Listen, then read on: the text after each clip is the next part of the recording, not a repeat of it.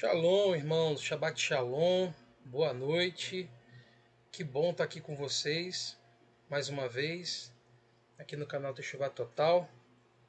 Eu peço que o Eterno, Ele possa abençoar a vida de vocês, a vida de seus familiares, a casa de vocês, nesse Shabbat tão especial, onde nós vamos estar estudando a porção Terumá. Nós vamos falar um pouquinho dela daqui a pouquinho. Mas eu quero externar aqui mais uma vez a minha gratidão eterna pela oportunidade de estar aqui servindo os irmãos através do canal Teshuvah Total. Amém? Então vamos lá, vamos começar nessa noite de Shabat, o estudo dessa maravilhosa porção, Terumá, a 19ª porção das Parashiot, da Torá, das porções da Torá.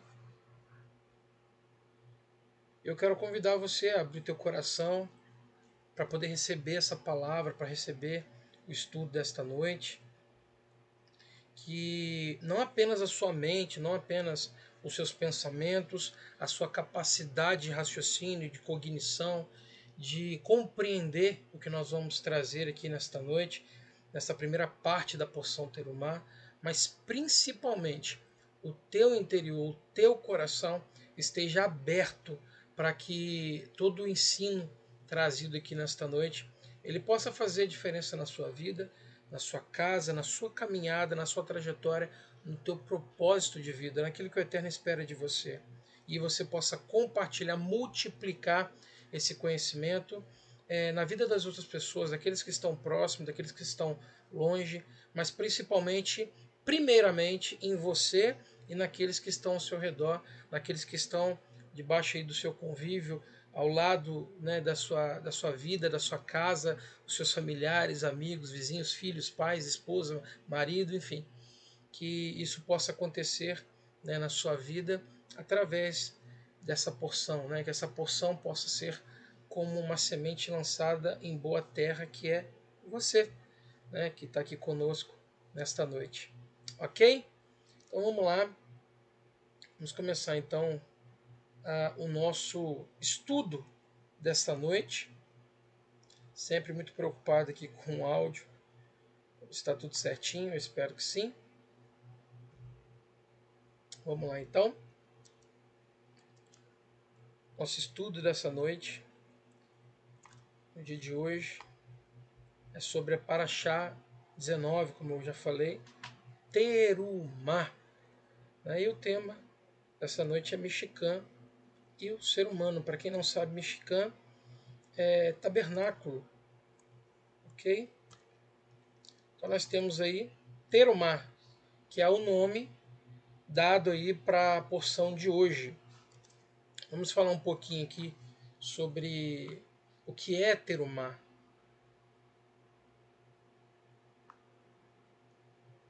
Terumá é uma palavra, composta por 5 letras, o Tav, o Resh, o Vav, o Men e o Re, ou Rei, como algumas pessoas falam, Algumas, como eu tenho o costume de chamar de Re, outras chamam de Rei, E aí nós temos então a formação da palavra Terumá. Vou só dividir aqui para que os irmãos possam enxergar melhor, Nós temos então T, é um T apenas a letra, um T vazio, se podemos chamar assim. Nós temos o Ru,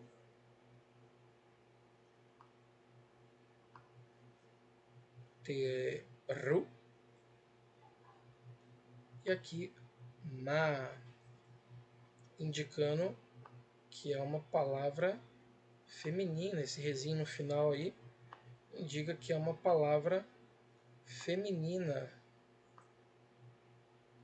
Terumá, contribuição. Mas é apenas contribuição? Não seria algo tão vago dizer, é uma contribuição. E aí eu posso entregar, eu estou fazendo uma contribuição. Essa contribuição ela pode ser compreendida como uma contribuição forçada. Alguém te falou alguma coisa que te preocupou ou que te induziu ou que te coibiu a fazer algo.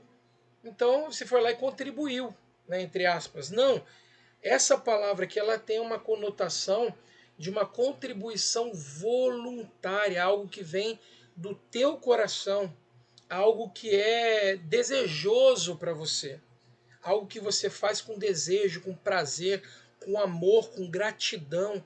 Você tem prazer em fazer isso. Então nós temos, né, nessa palavra terumar, algumas informações importantes. Uma delas são os valores numéricos de cada uma dessas letras. Eu estou colocando a setinha aqui, não vou escrever o número, não, vou falando apenas. Então vamos lá. O TAV, que é essa primeira letrinha que está aqui, não é o valor que não, tá, gente? Eu só coloquei como primeiro. O valor é 400, ok? Eu vou apagar isso aqui, senão vai fazer confusão na cabeça de alguns irmãos. Vamos lá. A intenção aqui não é confundir os irmãos. É ajudar a contribuir, né? Para que os irmãos compreendam. O TAV tem um valor de 400. O Ureche tem um valor de 200. O VAV tem um valor de 6. O MEN tem um valor de 40. E o REI ou RE tem um valor de 5. Então, se a gente soma 400 com 200, 600. Com 6, 606. Com 40, 646. Com 5, 651. 651 nós podemos ir sintetizando então esses valores. Então são 651 é o valor da palavra terumar. Então, sintetizando, somando 6 com mais 5 com mais 2, nós temos o valor de 12. E 12 já é um número autoexplicativo, né, irmãos?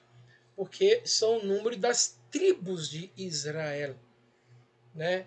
Então, nós já temos uma informação bem abrangente aqui de que a terumá, de que a entrega, a oferta, ou a entrega, ou a contribuição, ela é voluntária para o povo de Israel.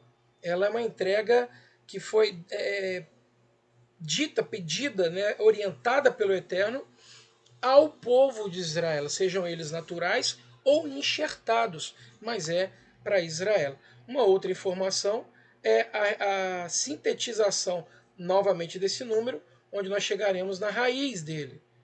Ou seja, a raiz, para quem não sabe, para quem está chegando agora no canal, a raiz nada mais é do que o número de 1 a 9 para nos indicar uma base daquela palavra ou daquela expressão, enfim, para que a gente possa ver se conecta alguma coisa, se nos dá uma informação mais abrangente. Então, de 1 a 9, nós temos aí, então, a raiz daquela palavra ou expressão, né? Então, todas as vezes que você escutar que a gente está falando da raiz, na raiz da palavra, né, não tô falando, nós não estamos falando de matemática em si, tá bom? Não diretamente ligado a simplesmente a matemática, né? Porque obviamente a gente está na matemática. Mas vamos lá. Esse número 3 aqui, usando ainda essa referência do 12, de Israel, né? Que é aquele que luta como um príncipe do Eterno, né? Aquele que é o príncipe de Adonai. Nós temos esse número 3 aqui, ele é como uma tríade. Por gentileza, não confundam tríade com trindade. Uma tríade, de que sentido, Moré? Essa tríade está relacionada, né, à tríade da bênção, da oferta e o retorno. Ou bênção, a entrega, a contribuição e o retorno disso. Então veja que terumá, nós vamos ver isso mais à frente, que terumá, ela está conectada a essa tríade da bênção que se recebeu, que o povo recebeu da parte do Eterno quando saíram, né, do Mitzrayim, do Egito, Eles foram agraciados, abençoados, prósperos, quando saíram, né? O Eterno os tirou de lá com um forte braço estendido. Então, eles saíram dali prósperos, cheios de riquezas naturais. Então, eles foram abençoados pelo Eterno. Agora, então, eles vão fazer uma oferta, uma contribuição muito muito bem ajustada, muito bem definida pelo Eterno, daquilo que ele queria, da quantidade que ele queria. E aí foi dito para o povo, olha, o Eterno, ele pediu para falar com vocês o seguinte, nós precisamos de tanto ouro, tanta prata, tanto bronze, tanto couro, tanto tecido, tanto tintura. E aqueles que sentirem no coração, no seu lev, né, no seu coração, o desejo, o anseio, o amor, a gratidão de devolver, né, de entregar isso, para que nós possamos construir algo que vai ser dedicado, ou seja, consagrado a Hashem, né, ao Eterno, que tragam. Mas entendam, isso é voluntário. Ah, mas se eu não quiser trazer, não precisa. Ah, vou sofrer alguma penalidade ou o Eterno vai deixar de me abençoar? Não, irmãos. Não. É uma oferta voluntária, uma oferta do coração. É algo de dentro para fora. É aquilo que está dentro de você que vai ser externado em gratidão. Né? E aí você vai entregar exatamente aquilo que o Eterno disse. Né? Ah, eu vou entregar tudo? Não, você vai entregar a quantidade que você sentir no teu coração. Mas com um propósito muito bem definido. Qual era o propósito ali na ocasião? Era exatamente construir o quê? O Mishkan, né? O Mishkan, que é o tabernáculo. É o tabernáculo do Eterno, onde ele disse habitará a sua presença. Nós vamos ver isso logo mais à frente. É importante nós falarmos também, irmãos, que a respeito de Terumá, de que essa palavra ela aparece exatamente aí, nessa porção Terumá, na 19ª porção da Torá. É aí que ela aparece. Pela primeira vez em toda a Escritura. Em toda a Escritura, Terumá é essa oferta voluntária, essa oferta, né, essa contribuição dedicada, ela é a primeira vez que a palavra Terumá aparece é aí, nessa porção, no verso de número 2, que nós já vamos ver. Né? Então, o ato de terumá, o ato de contribuir, o ato de doar voluntariamente, ele revela que o ser humano, apesar de estar sob a posse de valores, de riquezas naturais, o ser humano ele prefere ofertar essas riquezas naturais de modo a receber como retorno dessa entrega a recompensa que é o eterno. A recompensa que é o eterno é o que motiva, é o que faz com que essas pessoas contribuam. Elas indicam através dessa entrega de que elas não estão sob o domínio da riqueza que receberam. Elas não estão presas ou aprisionadas à riqueza. E Yeshua certa vez vai dizer que a raiz de todo o mal é o amor ao dinheiro. Deixa eu só conferir aqui onde está essa passagem.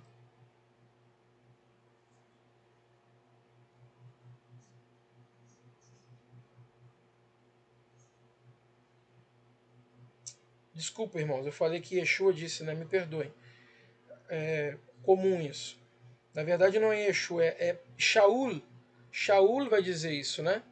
Que o amor ao dinheiro é a raiz de todos os males. Peço perdão aos irmãos pela confusão. É algo já é comum falar, né? Sobre que é Yeshua que diz, que é Yeshua que ensinou. Peço perdão aos irmãos pela conexão errada aí, está equivocada. Foi Shaul Hachalia que disse que a raiz de todos os males, de todo o mal, é o amor. Não estou dizendo, ele não está dizendo, tampouco eu, de que a raiz de todos os males é o dinheiro.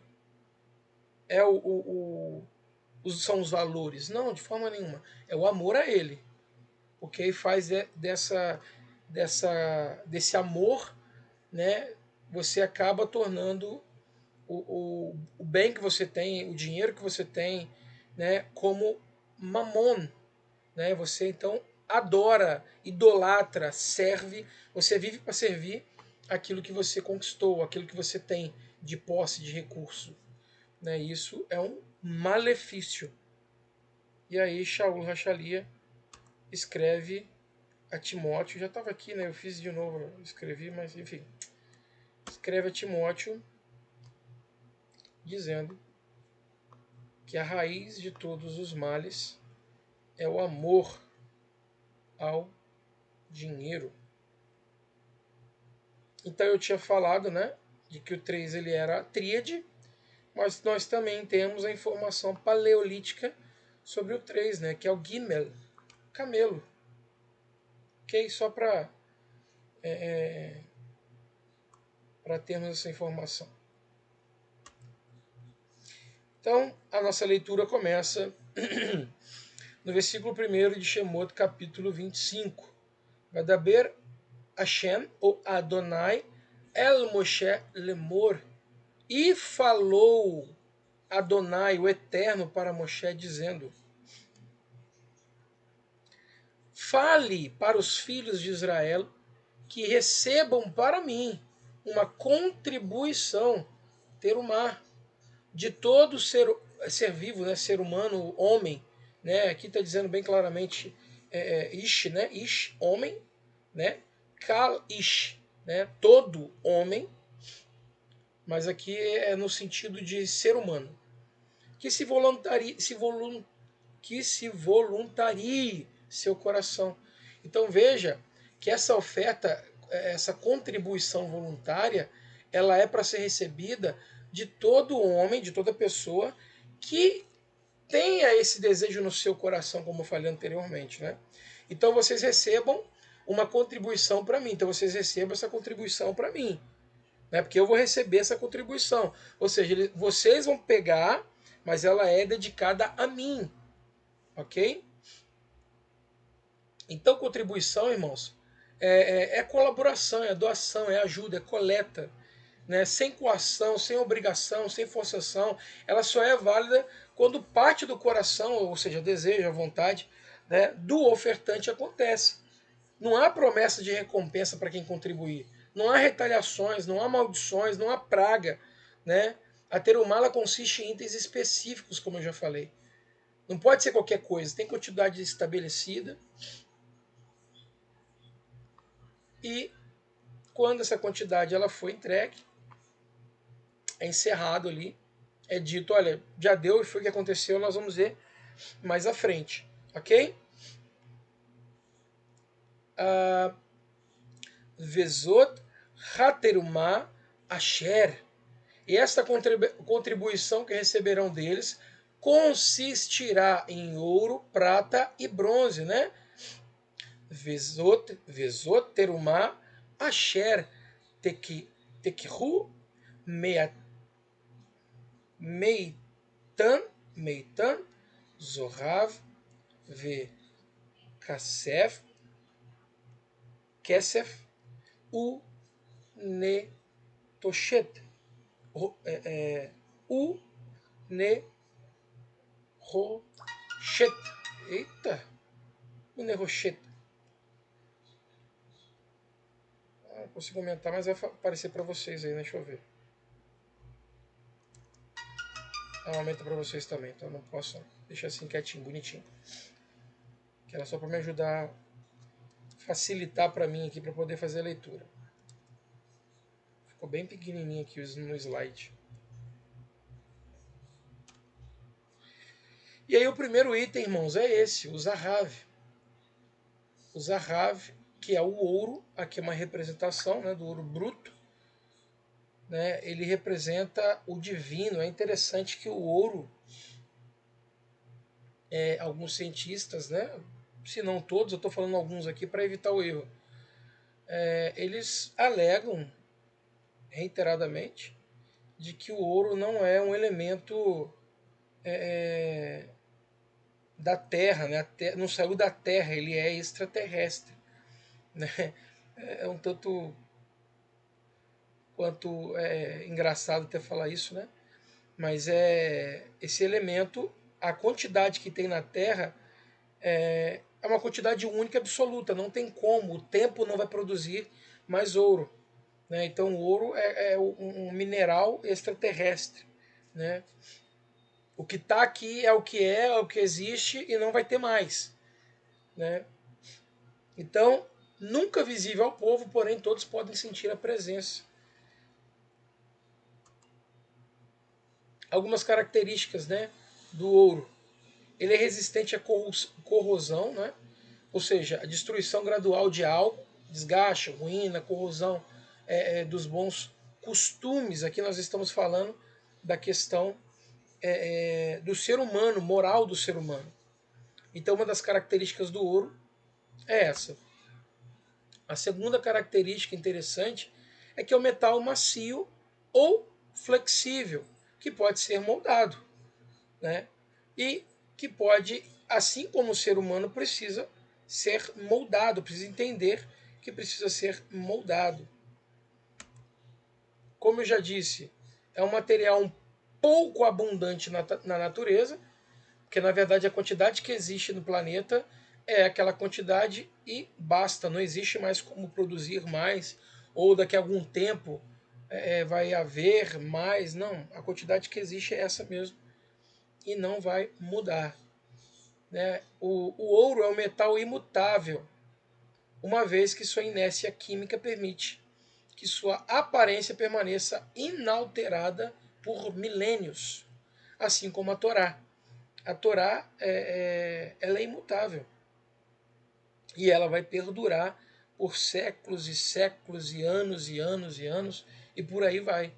Né? Então o ouro é como a Torá. Né? É único, absoluto e não importa as nações que virão, que governarão, não importa o tempo, o clima, não importa a estação, não importa o ano, vai continuar sendo imutável. A Torá é imutável, os princípios da Torá são imutáveis, ok? Basta agora nós entendermos e aprendermos onde assim como o ouro, né? Onde, de que forma nós possamos extrair o melhor para a nossa vida e usá-lo, né, da melhor maneira possível.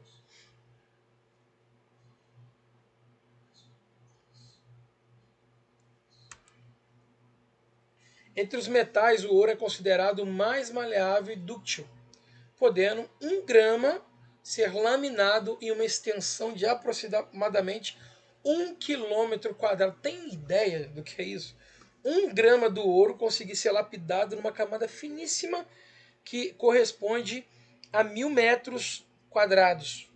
Só aquele 1 grama. Olha que coisa extraordinário ou extraordinária. Você pegar 1 grama, 1 graminha, tem noção do que é 1 grama? E você conseguir fazer com que aquele ouro ele consiga. Desculpa, irmãos. Deu vontade de espirrar, acabei bocejando. E você consiga esticar aquele 1 grama de tal maneira que você consiga cobrir com 1 grama de ouro uma área equivalente. Me perdoe, irmãos, eu falei 1 km, mas não, é 1 metro quadrado. 1 metro quadrado. Né, tem noção? Na minha cabeça eu pensei uma coisa e falei outra. Me perdoe mais uma vez. Tá? Não é 1000 metros, não é 1 km, é 1 metro quadrado. É extraordinário. 1 grama, 1 grama. Nossa, se fosse 1 km seria algo absurdamente mesmo, né? Algo muito absurdo. Aqui está a representatividade, né, química do ouro. Né? Não vou falar disso, não é minha área. Eu deixo para que os nossos irmãos químicos e né? Físicos possam falar sobre isso. Não é minha área de atuação. Aqui nós temos uma análise gemátrica, né, do valor atômico, né,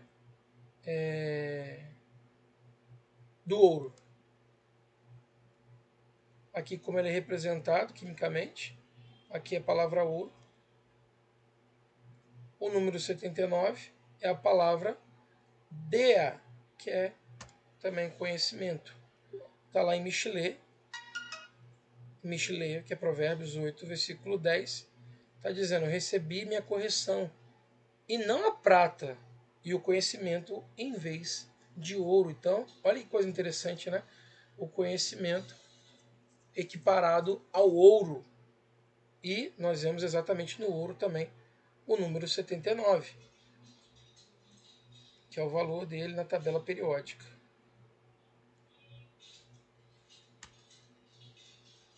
Pois melhor é a sabedoria do que pedras preciosas. O ouro é uma pedra preciosa.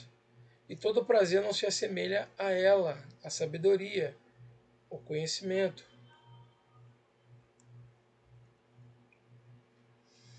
Em Michelet 3,13, feliz o homem, né, o ser humano. Aqui já está não como Ish, mas como Adam. Adam. Feliz é o Adam, o ser humano, que alcança a sabedoria, a Hakmah, e o homem que apresenta a compreensão dela. Baruch Hashem. Versículo 14. Pois ela é um bom negócio mais valioso que a prata e produz mais que o ouro fino. A sabedoria. E lá em Terrilim, em Salmos 119, 72, vai dizer, boa para mim é a Torá da tua boca. Né? Torá, Torat Pirá, a Torá da tua boca, né? A instrução que sai da tua boca. Porque a palavra Torá, ela é instrução, ensino, né? Então nós podemos dizer então que boa para mim é a instrução que sai da tua boca, é a Torá que sai da tua boca. Mais grande, porções de ouro e prata. Então, Dé, conhecimento. E nós temos agora Edá, que vem, que é a testemunha e que também é da palavra, aqui na verdade é da raiz ed, testemunho, testemunha. Aqui, ó, ed. É da onde nós vamos tirar a palavra edut, testemunho. Mas aqui em Edá nós temos também o valor 79.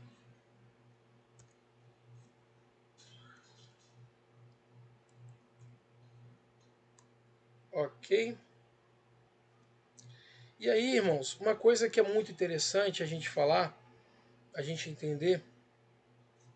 Deixa eu voltar aqui. Então, irmãos, apesar aqui de.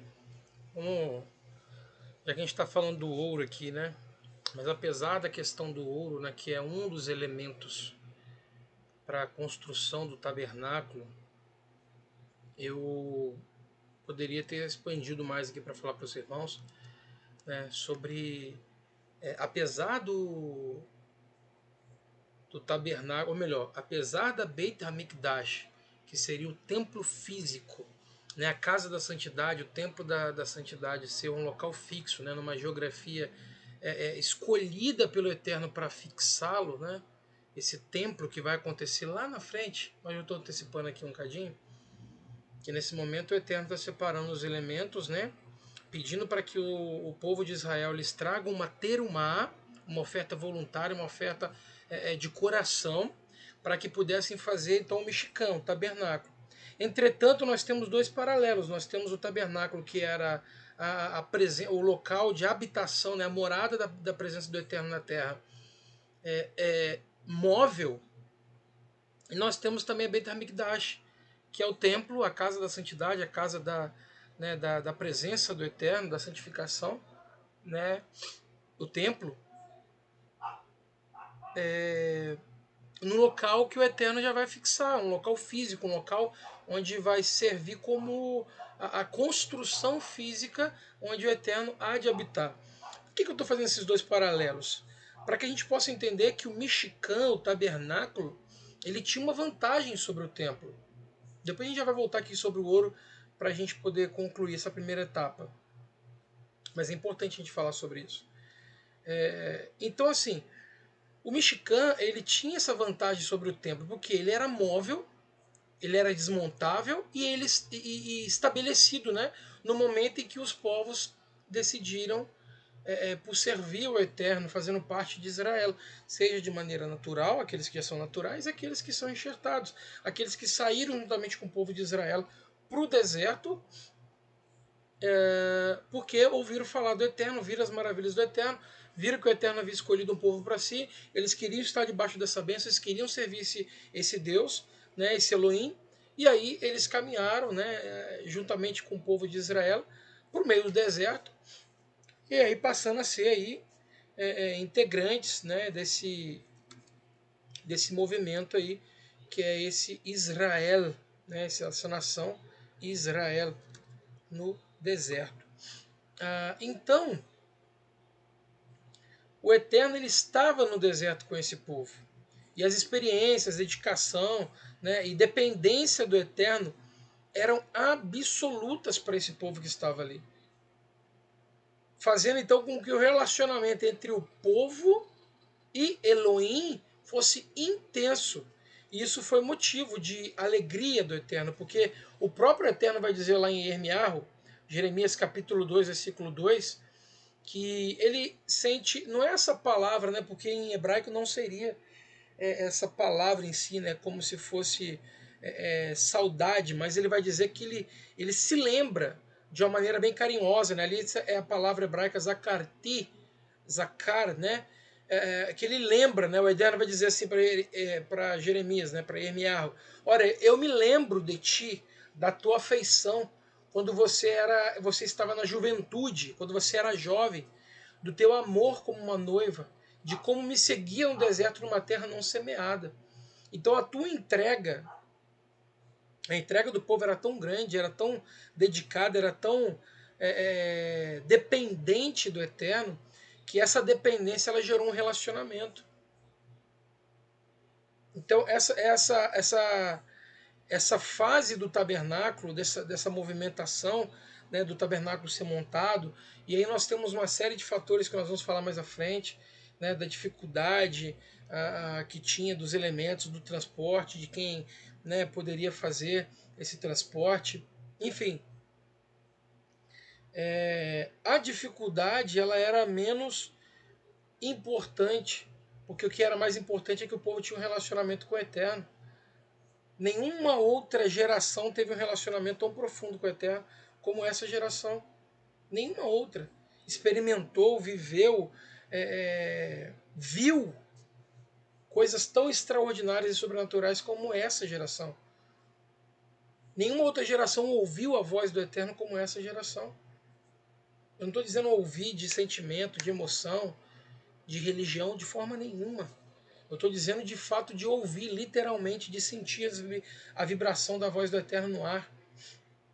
Essa geração teve essa experiência. E aí nós vamos entrando então nesse paralelo com o ouro. E eu vou citar aqui alguns textos para que os irmãos possam entender, né, o ouro nessa questão de ser um elemento extraterrestre. Né? Já vou explicar isso aí mais um pouco para os irmãos, antes da gente finalizar essa primeira parte. Mas o que isso nos revela, né? Com relação ao Mishkan, que nós estamos entrando, entendendo que agora, por que essa terumá? Para que é essa oferta voluntária? Ela tem um objetivo, ela tem um propósito, que é construir o Mishkan, quer gerar, quer preparar um lugar da forma exata com que o Eterno mostrou para Moshe. Moshe teve uma visão espiritual, uma visão celestial, uma visão do reino de Deus, do Eterno. E ele, com aquela visão, ele começou a dar orientações de tudo aquilo que o Eterno foi passando para ele. Da visão do tabernáculo que ele viu, que ele enxergou nos céus. Então isso vai nos revelar, gente, que a dependência em Elohim é o que nos aproxima e nos faz íntimos dele. Nós temos muita dificuldade de ser dependentes do Eterno, porque a gente consegue acesso com maior facilidade às coisas, sem precisar clamar o Eterno, esperar no Eterno, confiar no Eterno. A gente está sempre nessa ansiedade de correr e fazer com a força do nosso braço, de executar, de comprar, de adquirir, de ir e de fazer e de buscar recursos.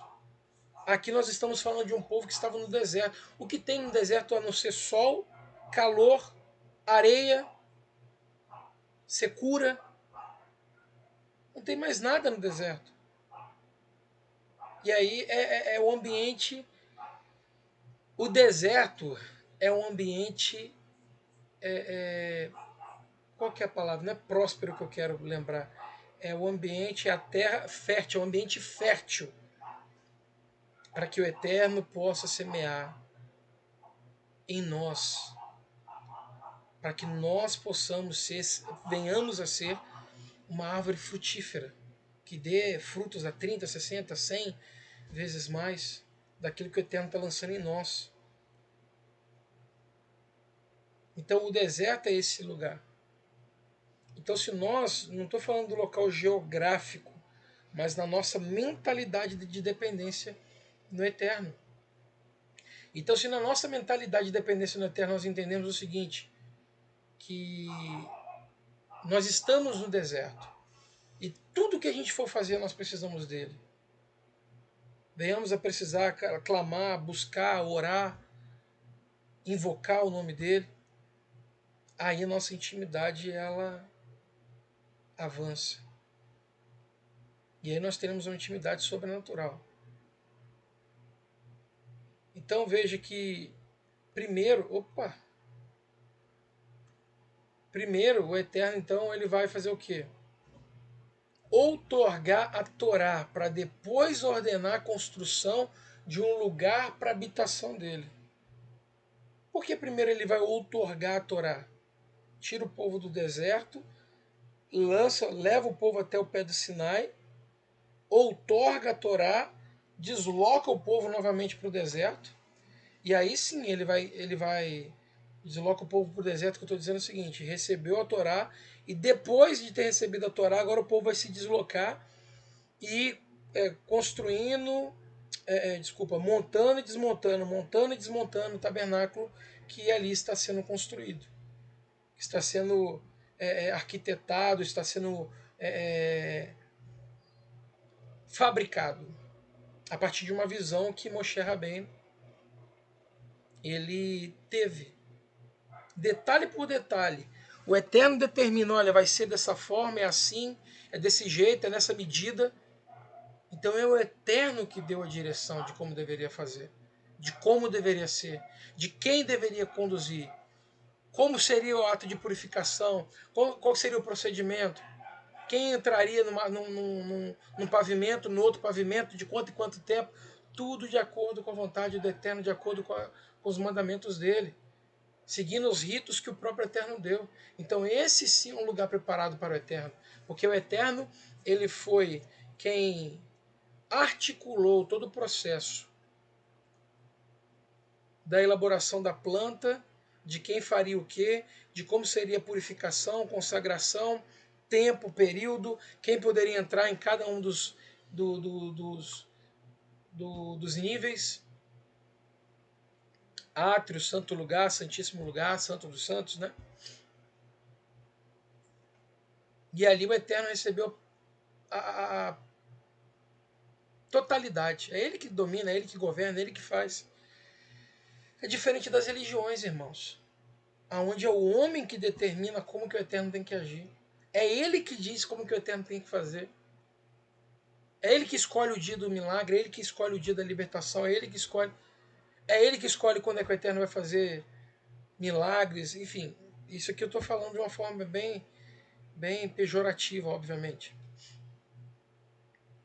Mas aqui o que nós estamos estudando, nós estamos vendo, o Mishkan, o Eterno primeiro ele age no coração do ser humano dizendo, olha, eu quero saber se vocês querem a minha presença. Porque se vocês quiserem, vamos começar então pela entrega. Eu preciso de ouro, prata, bronze, couro, madeira, tecido, preciso enfim, de tinta. E aí vocês têm tudo aquilo que eu preciso. Ah, mas o Eterno precisa do ser humano? O Eterno necessita do homem? Não, de forma nenhuma. O Eterno necessita do homem. Mas essa é uma relação de via dupla. O Eterno ele aciona o coração do homem para saber qual é o retorno que ele vai receber, para saber se ele, até onde ele pode ir. Se ele pode de fato se manifestar de maneira completa, se ele pode realmente ter esse povo para si, para direcionar, para conduzir, para se manifestar. Então, primeiro ele entrega a Torá. Vocês aceitam a Torá? Vocês vão cumprir o que eu disser para vocês? E eles vão dizer, lá em Êxodo, capítulo 19, sim, tudo que disser nós faremos. Então o povo aceita a Torá, a instrução dele. Vocês têm certeza? Temos. Nós queremos. Então primeiro o Eterno entrega a Torá, a instrução, o direcionamento, o ensino. E eles aceitam. E depois deles aceitarem isso para poder cumprir os mandamentos, ele agora entrega a visão do tabernáculo, para construir o tabernáculo. Porque isso vai revelar que o relacionamento genuíno com o Eterno está atrelado ao conhecimento e obediência à sua palavra. Antes da revelação da manifestação da glória do Eterno, vem a obediência à palavra dele. Então, se não houver obediência, não há manifestação da glória.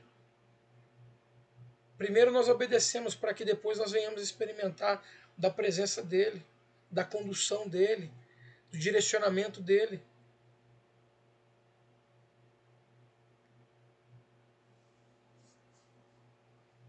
E sobre o ouro? Paramos de falar do ouro? Não. Vou citar aqui alguns textos sobre o ouro para a gente poder concluir essa primeira fase. Aqui em Gênesis, capítulo 2, versículos 11 e 12. E depois eu falo de Reis. Vamos pegar Gênesis aqui primeiro. Vai falar sobre o ouro aqui está sendo mencionado como parte da riqueza natural do Éden. E aí ele vai ser então uma das riquezas da terra de Avilá, está dizendo aqui, né?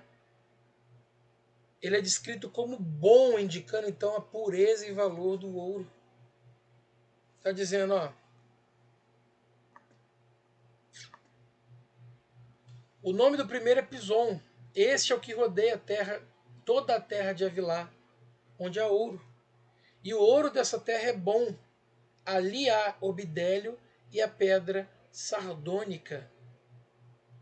Em 1 Reis, capítulo 6, versículo 20, aqui então o ouro ele vai ser utilizado para fazer a arca da aliança. Desculpa. Ele vai ser utilizado aqui no templo de Salomão, né, para revestir. Vamos ler aqui. Ó. E o oráculo no interior era de 20 côvados de comprimento, e de 20 côvados de largura, e de 20 côvados de altura. Deixa eu calcular quanto que vai dar isso aqui.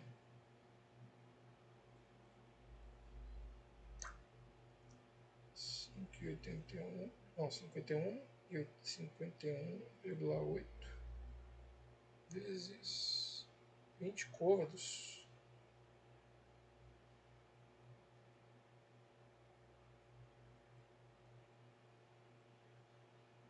Então é 10,30 metros. 20 côvados. E 20 côvados de largura e 20 côvados de altura, e revestiu de ouro puro. Também revestiu de cedro o altar. E revestiu Shilomo a casa por dentro de ouro puro, e com cadeias de ouro pôs uma cortina diante do oráculo, e o revestiu com ouro. Assim cobriu de ouro toda a casa, até que completou toda a casa. Também cobriu de ouro todo o altar que estava diante do oráculo. Aqui ele tá fazendo aqui, né, um ato para poder indicar que o ouro é o símbolo da glória do Eterno.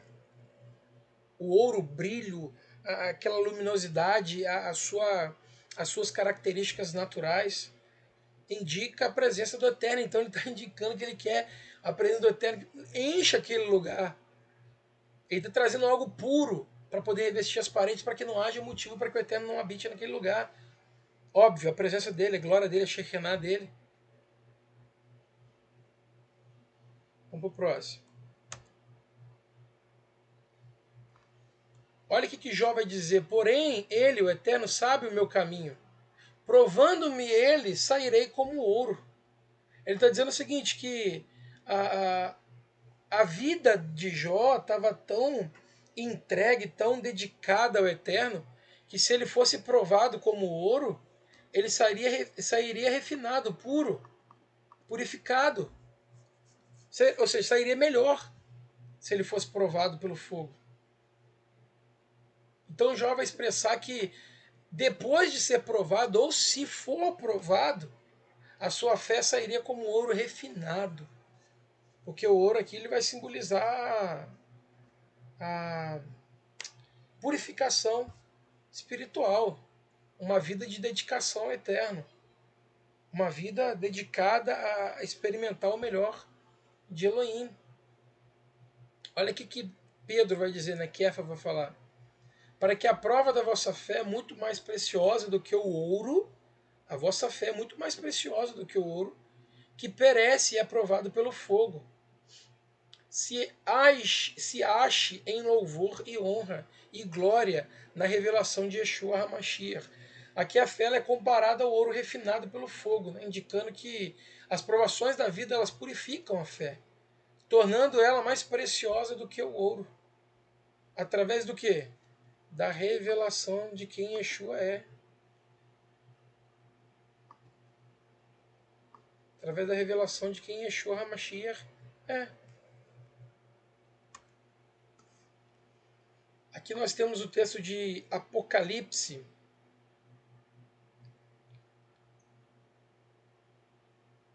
capítulo 3, versículo 18, onde Yeshua ele aconselha a igreja de Laodiceia, né, a comprar ouro provado no fogo, que representa uma fé genuína e refinada.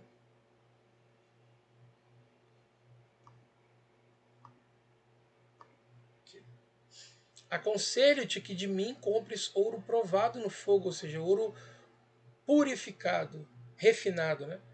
Para que te enriqueças, e roupas brancas para que te vistas, e não apareça a vergonha da tua nudez, e que unjas os teus pés com colírio para que vejas.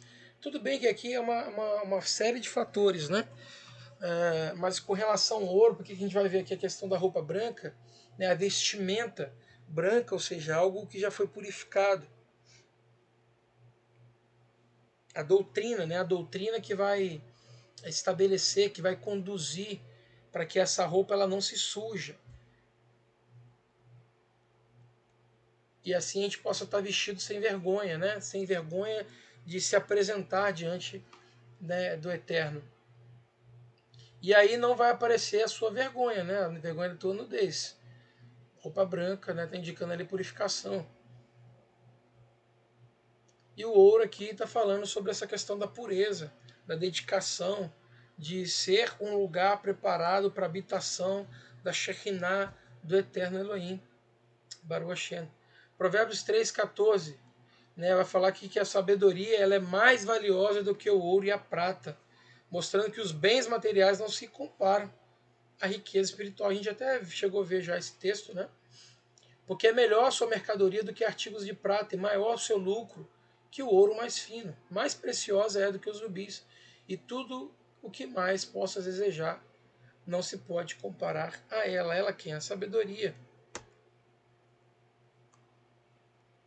E aqui Isaías, capítulo 13, versículo 12, vai falar sobre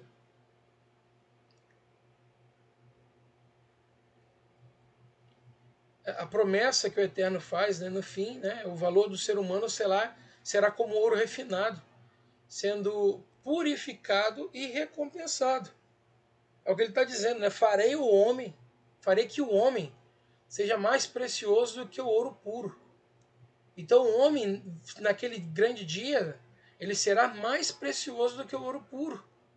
O valor hoje do homem, infelizmente, não é. O ser humano hoje, ele não tem o valor que o Eterno diz aqui, né? Em Isaías. O ser humano, que é a imagem e semelhança do Altíssimo, hoje ele não tem esse valor. Mas o Eterno está dizendo que ele vai ser mais precioso do que o ouro puro e mais raro do que o ouro fino de Ofir. Então veja que não serão muitos, né? Serão poucos. Será raro esse ser humano no fim dos tempos. Quando, acredito eu, naquele grande dia do retorno e da nova aliança. E aqui em Apocalipse capítulo 21, versículo 18, né, a Nova Jerusalém é descrita como uma cidade feita de ouro puro, simbolizando a perfeição e a glória da morada eterna de Elohim, do eterno nosso Elohim, para os sadiquinhos justos, o que vai apontar para nós sobre o ouro ser uma influência, como eu falei, extraterrestre, entre aspas, né? Ou melhor, uma influência celestial para nós na Terra. Vamos ler o texto, ó. E a construção do seu muro era de jaspe, a cidade de ouro puro, semelhante a vidro puro. E os fundamentos do muro da cidade estavam adornados de toda a pedra preciosa. O primeiro fundamento era jaspe, o segundo safira, o terceiro calcedônia, o quarto esmeralda, o quinto sardônica, o sexto sárdio, o sétimo crisólito, o oitavo berilo, o nono topázio, o décimo crisópraso, um décimo jacinto e o 12º ametista. E as 12 portas eram 12 pérolas, cada uma das portas era uma pérola. E a praça da cidade de ouro puro, como um vidro transparente. Coisa linda, né? Coisa linda. E aí, irmãos, nós vemos então a importância, né, do ouro nessa. Por que o ouro ele tem essa importância como o primeiro item, né, como o metal mais importante aí? O ouro ele está descrito, né, como sendo um item celestial, né, um item extraterrestre, né? Na visão que se tem da Nova Jerusalém, que tem da cidade celestial, o ouro ele é predominante e é um item que de fato chama atenção. Mas o que nós precisamos entender é o seguinte, que veja que apesar de ser um item tão escasso, um item tão difícil de se ver, de se achar, de se encontrar, né? Dificilmente alguém vai ter uma quantidade absurda de ouro, né, para poder acumular, pessoas que tenham em casa ou em qualquer outro lugar, né? Porque o ouro ele tem as suas reservas bem difíceis de se encontrar, de se extrair, mas enfim, o ouro ele é uma quantidade específica na Terra. Por isso que ele é um elemento que se usa para poder quantificar a riqueza de uma nação, de um povo, porque é algo muito é um objeto de um valor absurdo, né? Um valor extremamente absurdo.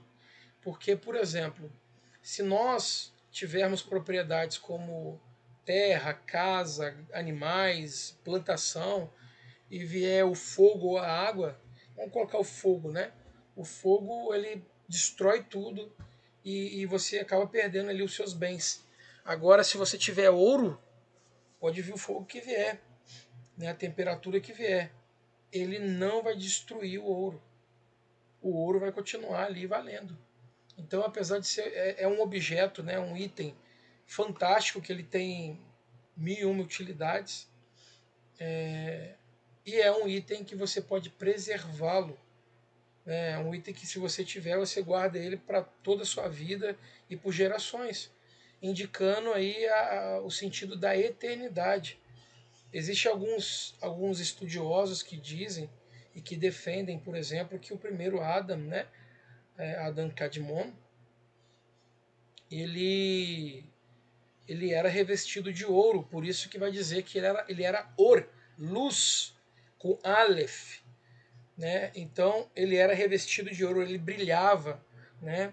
Ele tinha ali, essa era a, a semelhança, né? A imagem e semelhança do Altíssimo ali nele, expressa fisicamente, né? Isso é o que alguns estudiosos afirmam.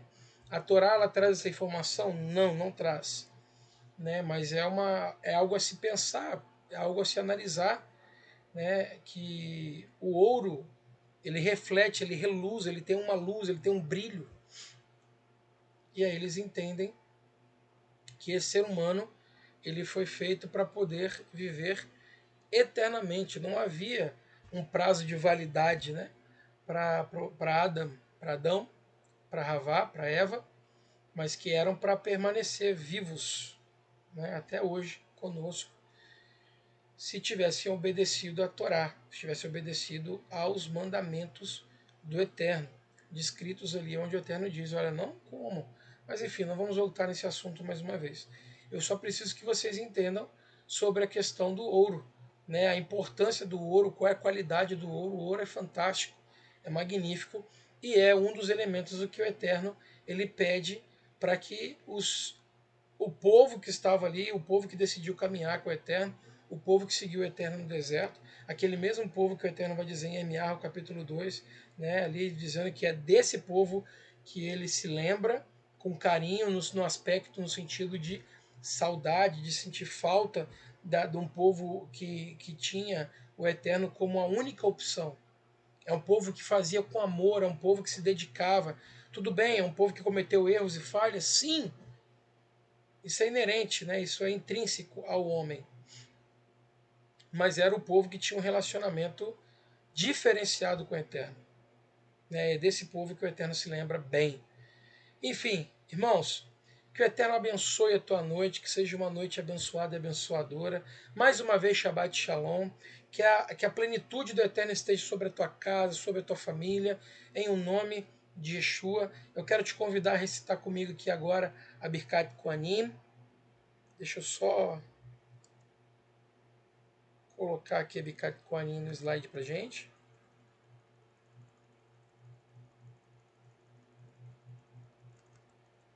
Deixa eu achar ela aqui.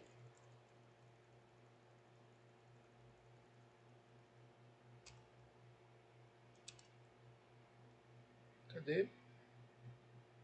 Aí.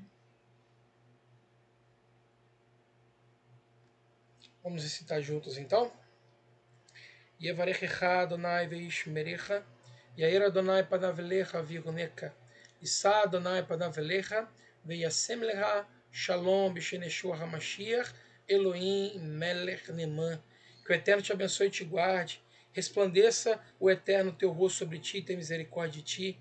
Levante o Eterno o seu rosto sobre ti e te conceda a plenitude de paz, saúde, prosperidade, bem-estar, segurança, alegria e felicidade que vem do Eterno, pelos méritos de Yeshua, nosso Messias, pois Elohim é Rei fiel. Amém, amém, amém, Baruch Hashem. Amém. Irmãos, antes só de concluir aqui, né, deixar um aviso aqui sobre a questão de Purim, né, que vai acontecer o estudo no dia 11 de março de 2025. No dia 12 de março, né, vai ser o jejum após o pôr do sol, né, até o próximo pôr do sol. E no dia 13, o Megilat Esther, né, após o pôr do sol. E vamos falar aí, né, o Moré Max Felipe vai falar isso, como tudo começou em Purim. Amém? Baruch Hashem. Então a gente finaliza essa primeira etapa aqui agora do nosso estudo de Terumá, e amanhã a gente volta pela manhã. Que o Eterno, mais uma vez, abençoe a todos. Lehitraot.